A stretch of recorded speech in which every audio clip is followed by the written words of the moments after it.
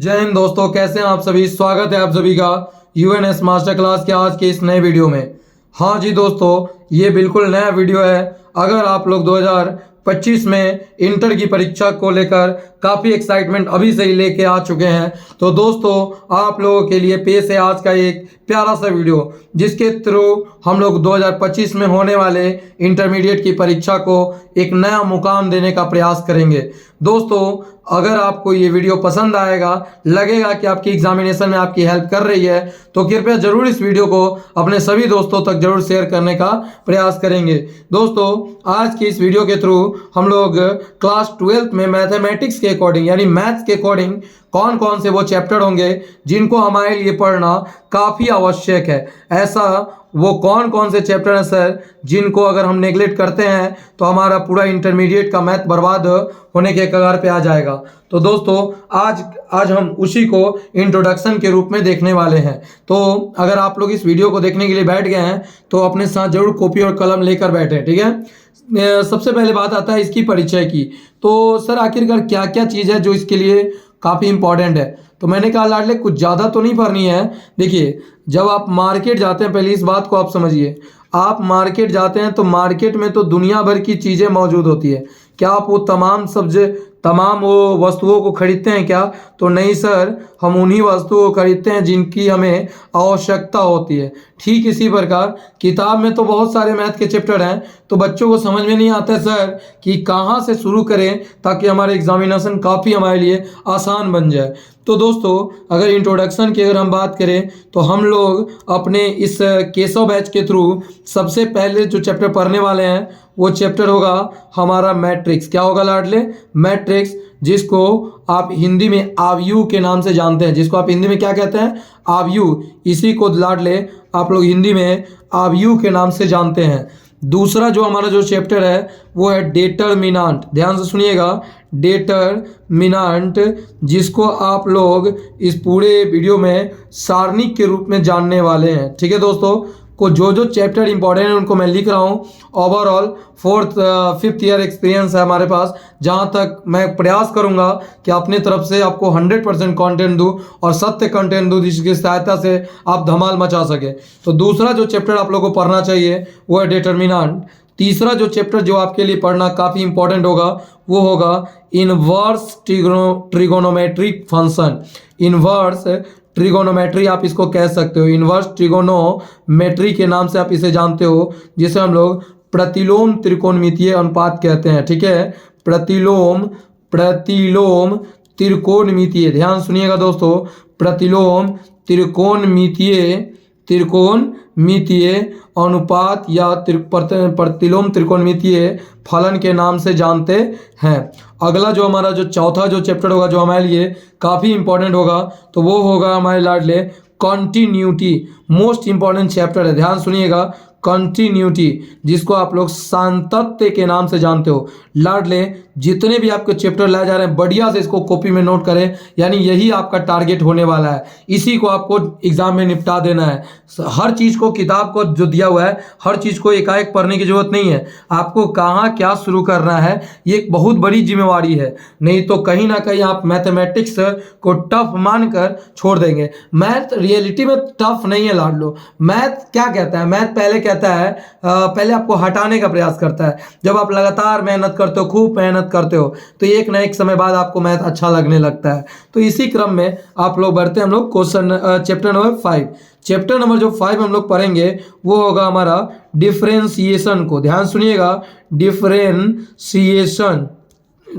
Differentiation, जिसको आप लोग अवकलज के नाम से जानते हो। इसको क्या कहते हैं? हम लोग अवकलज के नाम से जानते हैं। इसी के बाद जब छठा चैप्टर आप लोग पढ़िएगा तो आएगा second order derivative. Second order derivative इसको कहते हैं, जिसको आप अगर चाहें तो इसको आप हिंदी में कह सकते हैं द्वितीय कोटि का अवकलज। क्या कह सकते हैं? द्वितीय कोटि का अवकलज। द्वितीय कोटि का अवकलज आप इसको कह दे तो इसमें कोई बुराई नहीं है। उसके बाद जो आप चैप्टर पढ़ने वाले हैं, यानी हम लोगों के द्वारा जो 7वां चैप्टर जो होने वाला है वो होगा इंक्रीजिंग एंड डिक्रीजिंग। जिसको हम लोग वर्धमान, ध्यान सुनिएगा, वर्धमान एवं ह्रासमान के नाम से जानते हैं। ठीक है लाडले, ये बहुत प्यारा सा चैप्टर, देख के भी कुछ नहीं डरना है, एक एक करके विश्वास दिलाता हूँ लाडलो, एक एक करके सारे चैप्टर आपको बहुत बढ़िया से कंप्लीट कर दिए जाएंगे।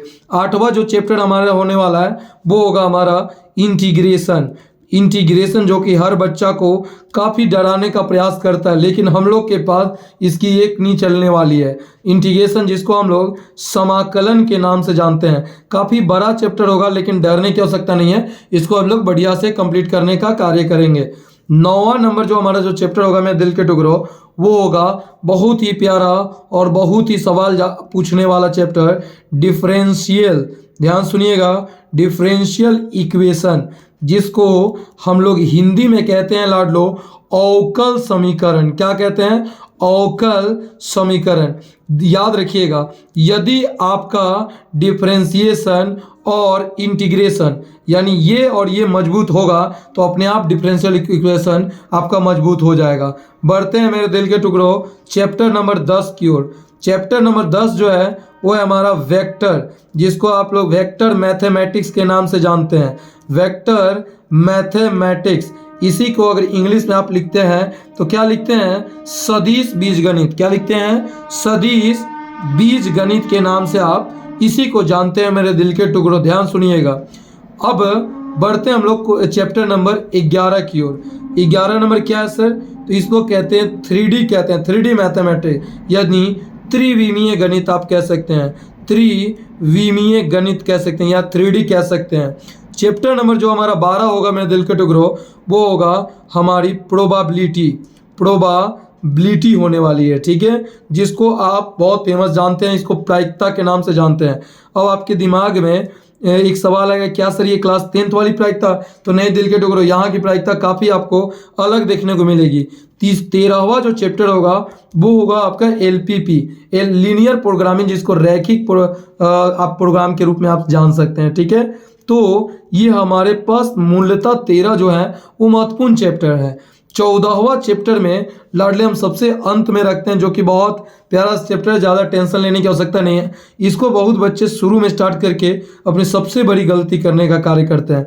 रिलेशन, फंक्शन, ये सब अलग अलग चैप्टर हैं। Relation, function and binary. ठीक है, इसको लाडले हम लोग सबसे अंत में देखेंगे। अगर इसको हम शुरू में पढ़ते हैं तो हमारे मैथ काफ़ी, हमको स्टार्टिंग करने से पहले ही हमें सरेंडर करना पड़ जाएगा हमारे मैथ के आगे। तो रिलेशन, फंक्शन एंड बाइनरी, और जो हमारा अंतिम 15वां जो चैप्टर होगा उसमें हम लोग एक्स्ट्रा पढ़ लेंगे। एक्स्ट्रा कहने का मतलब जो बचा कुचा जो चैप्टर होगा उन तमाम को यहाँ पे हम लोग पढ़ लेंगे। जैसे एप्लीकेशन ऑफ डेरिवेटिव हुआ, एप्लीकेशन ऑफ आपका इंटीग्रेशन हो जाएगा, समाकलन के अनुप्रयोग। तो ये रहे आपके महत्वपूर्ण चैप्टर। मैं फिर से बता दूं लाडले, हमारे इंट्रोडक्शन की श्रेणी की अगर हम बात करें तो मैंने बताया कि आपको मार्केट में दुनिया भर की वस्तु मिलती है, लेकिन आप सभी को खरीदते हैं? नहीं, आप उन्हीं को खरीदते हैं जिनकी आपकी आवश्यकता होती है। तो कुल 15 ऐसे चैप्टर हैं जिनको अगर आप कंप्लीट कर लेते हैं, मूलतः इसमें से 13 अगर आप कंप्लीट कर लेते हैं तो बोर्ड एग्जाम पे कहीं ना कहीं आपका कब्जा देखने को मिलेगा। जिसमें सबसे पहला जो चैप्टर है वो है मैट्रिक्स, जिसको आप अवयव कहते हैं। दूसरा चैप्टर है डिटर्मिनेंट, जिसको आप सारणिक कहते हैं। तीसरा चैप्टर होगा इनवर्स ट्रिगोनोमेट्रिक फंक्शन, यानी प्रतिलोम त्रिकोणमितीय फलन हो जाएगा।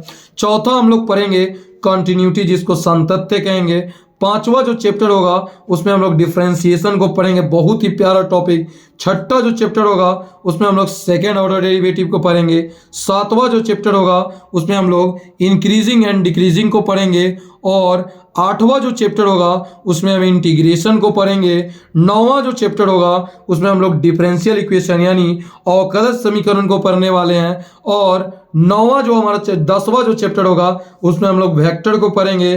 11वें चैप्टर के अकॉर्डिंग 3D को पढ़ने वाले हैं। 12वें के अकॉर्डिंग प्रोबेबिलिटी को पढ़ेंगे। 13वें के अनुसार LPP को पढ़ेंगे। 14वें के अनुसार रिलेशन, फंक्शन एंड बाइनरी को पढ़ेंगे। और 15वें चैप्टर में हम लोग एक्स्ट्रा को पढ़ेंगे। मेरे दिल के टुकड़ों, अगर आप इसी पैटर्न में मेरे दिल के टुकड़ों, अगर आप बोर्ड एग्जाम के लिए मैथमेटिक्स को पढ़ते हैं तो मेरा एक बात दिमाग में सेट कर लें, 2025 के इंटरमीडिएट एग्जाम में आपको रैंकर बनने से कोई नहीं रोक सकता। रैंकर आप समझ रहे हैं ना, रैंकर मतलब हमें डिवीजन से मतलब नहीं है, 400 450 90% 85% से मतलब नहीं है। बस हमारा एक ही मकसद है, भाई साहब सपना तो ऊंचा देखेंगे लेकिन कम से कम हमारी रैंक स्कूल में तो रैंक 1 होनी चाहिए। तो इसलिए मेरे दिल के टुकड़ों भिड़ जाते हैं और आज हम लोग इस वीडियो के थ्रू शुरू करने जा रहे हैं चैप्टर नंबर 1 को। क्या शुरू करने वाले हैं? चैप्टर नंबर 1 को दोस्तों हम लोग शुरू करने जा रहे हैं। आप लोग इतना को वीडियो को पॉज करके लिखने का प्रयास करिएगा, ठीक है दोस्तों। चलिए हम लोग बढ़ते हैं चैप्टर नंबर 1 की ओर। क्या कह रहा है हमारा चैप्टर नंबर 1? सर आ गया बहुत प्यारा सा हमारा चैप्टर नंबर 1, जिसका नाम है मैट्रिक्स, यानी जिसको आप अवयव के नाम से जानते हो। सर सबसे पहले इस वीडियो के थ्रू लाड लो इंट्रोडक्शन को हम लोग कंप्लीट करने का कार्य करेंगे। हमारे पास इंट्रोडक्शन के रूप में सबसे पहला प्रश्न तो यही पूछते हैं, सर मैट्रिक्स जिसको आप अवयव कह रहे हो माट साहब, बताओ तो पहले कि ये अवयव होता क्या है, किसे कहते हैं अवयव? तो हमने कहा सुनो, संख्याओं के, ध्यान से सुनो मैंने क्या बोला, संख्याओं के आयताकार, संख्याओं के आयताकार निश्चित संरचना को, संख्याओं के आयताकार निश्चित संरचना को, निश्चित संरचना को हम लोग मैट्रिक्स कहते हैं। कोई भी पूछता है कि मैट्रिक्स क्या है, बता दोगे? संख्याओं के आयताकार निश्चित संरचना को हम लोग मैट्रिक्स कहते हैं। अब आपने आयत का तो नाम सुना होगा, ये होता है हमारा आयत। तो जब आप नंबर्स को रेक्टेंगुलर फॉर्म में लिखते हो तो यही जो स्ट्रक्चर प्राप्त होता है उसे मैट्रिक्स कहते हैं। आप खुद पर खुद समझ जाओगे लाडलो, एग्जाम्पल देखने का प्रयास करो। मैं आपके सामने 2 संख्याओं लिखता हूं, 2 3 4 6 2 3। आपके पास एक ये संरचना है ए और दूसरी संरचना है 2 3 7 8 3 1 4। बताओ ये संरचना बी, मुझे बताओ इसमें आयताकार संरचना कौन है? तो आपने कहा सर ए है, तो लाडले इसी ए को हम मैट्रिक्स कहते हैं। क्या कहते हैं? मैट्रिक्स। तो कोई भी अगर आपसे पूछता है कि मैट्रिक्स क्या है तो आप बता दोगे, सीधे कहना संख्याओं के आयताकार निश्चित संरचना को मैट्रिक्स कहते हैं। अब मैट्रिक्स को सबसे पहला सवाल सर कि हम मैट्रिक्स को पहचानेंगे कैसे? तो मैंने कहा मेरे दिल के टुकड़ों, मैट्रिक्स को जो रिप्रेजेंट हम लोग करते हैं ना वो बहुत ही सिंपल है। या तो इस बड़ी ब्रैकेट से करेंगे या फिर इस छोटी ब्रैकेट के अंदर अगर अंक लिखा होगा तो आप समझ जाना कि हमने क्या लिखा है, तो हमने लिखा है मैट्रिक्स। अब एक बहुत प्यारा सा सवाल है, जो मैट्रिक्स जो होता है ना मेरे दिल के टुकड़ों, मैट्रिक्स जिसको आप देखते हैं, ध्यान सुनिएगा, आप जो मैट्रिक्स जो देखते हैं ना ये मूलतः 2 चीज़ों से मिलके बना होता है। जिस तरह हमारा मानव शरीर अलग अलग भागों से मिलके बना है, ठीक इसी प्रकार हमारा जो मैट्रिक्स जो है ना वो हमारे 2 अलग अलग मूल भागों से बना है। पहला जो भाग है लाडले उसको हम लोग कहते हैं रो कहते हैं। दूसरा जो भाग है इसको हम लोग कॉलम कहते हैं, ठीक है। रो जो होता है ना, रो को आप हिंदी में पंक्ति कह सकते हैं और आप कॉलम को हिंदी में स्तंभ कह सकते हैं। सर मुझे मुद्दे की बात बताओ सर कि है क्या सर, ये रो होता क्या है, किसे कहते हैं रो? तो हमने कहा लाडले डरने की आवश्यकता नहीं है, सुनो। 36 पंक्ति को, ये जो देख रहे हो ना 36 पंक्ति को हम लोग रो कहते हैं। 36 पंक्ति को हम लोग क्या कहते हैं? रो। कोई पूछेगा बताओ रो क्या है तो बता दोगे 36 पंक्ति हॉरिजॉन्टल ऐसे है पेन तो ये है रो, ये क्या है? रो। तो अब आता है कॉलम क्या है? तो उदाग्र पंक्ति को, ये उदाग्र है यानी वर्टिकल लाइन है, उदाग्र पंक्ति को हम लोग कॉलम कहते हैं। समझ में आ गया। रो को अगर हम बात करें तो रो को शॉर्ट में हम आर लिखते हैं और कॉलम को शॉर्ट में हम सी लिखते हैं। अब हम एक एग्जाम्पल देखने का प्रयास करेंगे जिसके थ्रू हमें चीज़ें पता चलेगी। क्या चीज़ें है सर, जल्दी से बता दो मुझे। मैंने कहा समझना। हमारे पास मान लो कोई ए बराबर कोई मैट्रिक्स दिया है 2 3 7 4, अगला दिया हुआ है 2 5 2 0 9। ये कोई मैट्रिक्स दिया हुआ है। हमने पूछा बताओ लाडले इसमें कितने रो हैं, तो आपने कहा सर बहुत ही आसान, इसमें सर एक और एक, ये 2 रो हैं। हमने कहा बहुत बढ़िया, हॉरिजॉन्टल लाइन 2 है ना, तो रो भी हो गया 2। मैंने पूछा लाडले बताओ इसमें कॉलम कितने हैं, तो आपने कहा सर इसमें वर्टिकल लाइन कितने हैं, 1 2 3 और ये 4, तो वो कॉलम हो गया 4। ईमानदारी से बताओ क्या समझ में आ गया। हॉरिजॉन्टल लाइन को रो और वर्टिकल लाइन को कॉलम। लेकिन आप बार बार इस तरह काट के नहीं बता सकते दिल के टुकड़ों, आपको टू द पॉइंट बतानी होगी। जैसे मैंने पूछा, चलो एक और सवाल लेता हूं।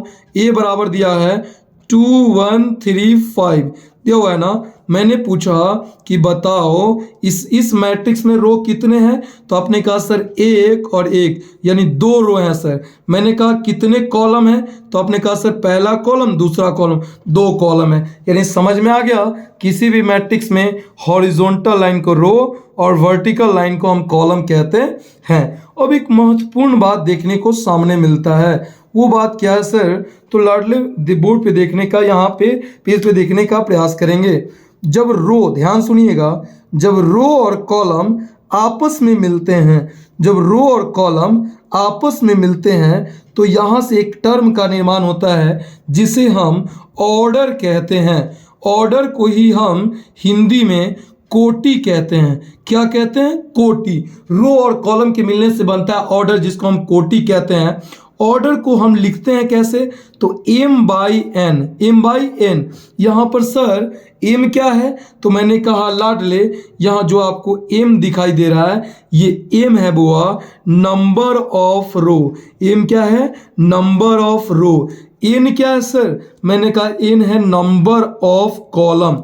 अब मैं दिखाने का प्रयास करता हूँ क्या चीज़ है। और एक और सवाल, ऑर्डर को कहाँ लिखते हैं सर, तो कोई भी मैट्रिक्स लिख लीजिएगा उसके साइड में हम लोग ऑर्डर को लिखते हैं। चलिए फिर से बताइए, रो और कॉलम के मिलने से क्या बनता है, ऑर्डर। ऑर्डर को हिंदी में क्या कहते हैं, कोटि। लिखते कैसे हैं, m/n। m क्या है, नंबर ऑफ रो। n क्या है, नंबर ऑफ कॉलम। कहाँ लिखते हैं, मैट्रिक्स के नीचे। अब बढ़ते हैं लाडले हमें इसके क्वेश्चन पर। देखिएगा क्या कह रहा है हमारा जो क्वेश्चन है, बहुत प्यारा प्यारा हमारे पास क्वेश्चन आके सामने आ रहा है। क्या है हमारे पास क्वेश्चन, देखिएगा। जैसे हमारे पास सपोज करिए कोई मैट्रिक्स यहाँ पर दिया हुआ है, ए बराबर कोई मैट्रिक्स है हमारे पास 7 2 3 1 4 2 5 9 0 -1 2 and 5। सबसे पहले लाडले बताओ तो यहाँ पर रो कितने हैं, तो आपने कहा सर एक लाइन 2 लाइन और ये 3 लाइन। सर रो तो इसमें 3 है सर, बहुत बढ़िया। बताओ इसमें कॉलम कितने हैं, तो आपने कहा sir first column second column, देखो इधर मैंने क्या बोला, first column second column third column fourth column. कितने कॉलम है, 4। तो अब मैंने पूछा बताओ इसकी ऑर्डर क्या होगी, तो आपने कहा सर पहले रो आता है बाद में कॉलम, तो रो है 3 और कॉलम कितने हैं 4, तो इसकी ऑर्डर हो गई 3/4। क्या चीज़ें समझ में आ गई। चलिए मैं एक अंतिम सवाल पूछता हूँ, आपको डायरेक्ट बताना है कि इसकी ऑर्डर क्या होगी। दिया हुआ है 2 1 4 6 3 9। चलिए इसकी ऑर्डर क्या होगी, तो आप कहोगे सर इसमें पहले रो लिखते हैं। कैसे याद करेंगे कि पहले रो आएगा कि पहले कॉलम, तो एक बात मैं तुमसे पूछना चाहूँगा, रो में कितने लेटर हैं, तो आपने कहा 3। कॉलम में कितने लेटर हैं, तो सर 6 लेटर हैं। तो ये 3 साल का लड़का, ये 6 साल का लड़का। आपके घर में अगर मिठाई आता है तो पहले आप 3 साल वाले को दोगे कि 6 साल वाले को, तो 3 साल वाले को, तो पहले आता है रो और बाद में आता है कॉलम। तो अब बताओ मेरे दिल के टुकड़ों जल्दी से इसका ऑर्डर क्या होगा, तो आपने कहा सर इसमें तो 2 रो है, हो गया। कॉलम कितने हैं सर, 3 कॉलम है, 2/3 हो गया। चलो एक अंतिम सवाल पूछता हूं, जल्दी से बताओ। दिया हुआ है 1 2 4 3, बताओ इसका ऑर्डर क्या होगा, तो आपने कहा सर इसका 2 रो हैं सर और कॉलम भी 2 हैं, इसका ऑर्डर हो गया 2/2। एक अंतिम सवाल आपको इसका देखिए, इधर दिया हुआ है 1 2 3, बताइए इसका ऑर्डर क्या होगा, इसको आपको कमेंट के रूप में लिख के भेजना है। और हाँ दोस्तों, मैं आशा करता हूं कि आपको ये वीडियो पसंद आया होगा। आपको ये वीडियो कैसा लगा आप अपने कमेंट को फीडबैक के रूप में जरूर दें, ताकि हम इसमें जो सुधार हो सके हम करें, ताकि आप अपने बोर्ड एग्जाम में गर्दा मचा सके। दोस्तों मिलते हैं एक नए वीडियो के साथ, तब तक के लिए जय हिंद।